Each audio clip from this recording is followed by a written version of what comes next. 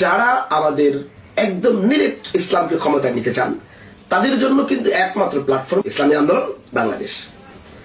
এটা আমাদের একমাত্র প্ল্যাটফর্ম।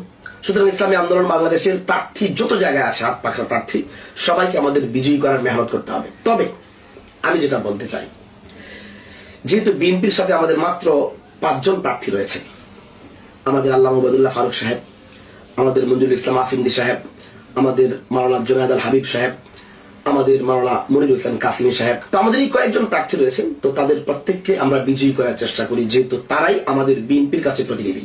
দ্বিতীয়ত, জামাতে ইসলামীর সাথে আমাদের যে সকল আলেম প্রার্থীরা রয়েছেন তাদের প্রত্যেককে বিজয়ী করার চেষ্টা করা উচিত। বিশেষ করে আমাদের আল্লামা মামুনুল হক সাহেবকে অবশ্যই বিজয়ী করতে হবে।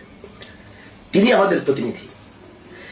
তার সমস্ত বক্তব্য নিয়ে কালাম থাকলো, তিনি মাথা থেকে পা পর্যন্ত একজন ধর্মভীরু এবং আহলে সুন্নাত ওয়াল জামাত উলামায়ে দেওবন্দের একনিষ্ঠ খাদেম।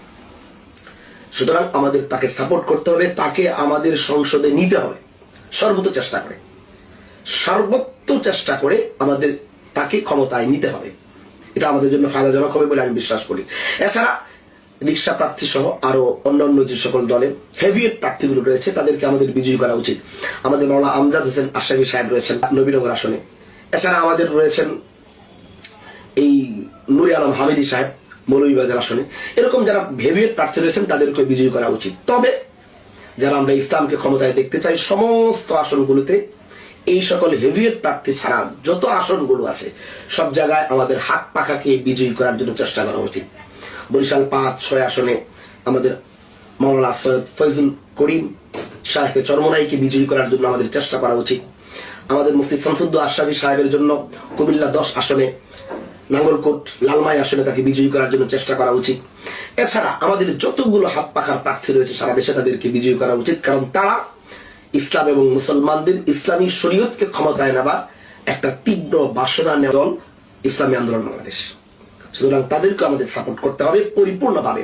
আর আগে যে কথাগুলো বললাম, আমাদের প্রতিনিধি জমিয়তের যে প্রার্থীগুলো আছেন বিএনপিতে, তাদেরকেও আমাদের বিজয়ী করতে হবে এবং জামাতের সাথে জোটে আমাদের যে সকল হেভিয়েট প্রার্থীগুলো রয়েছেন তাদেরকে বিজয়ীর চেষ্টা করতে হবে। কারণ যে কোনো ভাবেই ক্ষমতায় যারাই আসুক, যেন আমাদের ইসলাম এবং মুসলমানদের ক্ষতি না হয়, এই বিষয়টাকে আমাদের সব সময় খেয়াল রাখা উচিত। আমার জগা কিছুটা মনে হতে পারে, বাকি এটি আবার দিলের কথা। আপনি মানলে মানতেও পারেন, না মানলে মানতেও পারেন। বাকি আমি যদি সব স্থানের ভোটার হতাম তাহলে আমি কাজগুলি করতাম। আমরা চাই বেশি থেকে বেশি আলেম প্রার্থী ক্ষমতায় আসুক, বেশি বেশি আলেম প্রার্থী সংসদে আসুক, যেন আমাদের কথাগুলো পুরা বিশ্বের সামনে তিনি তুলে ধরতে পারেন। আল্লাহ তাআলা তৌফিক দান করেন।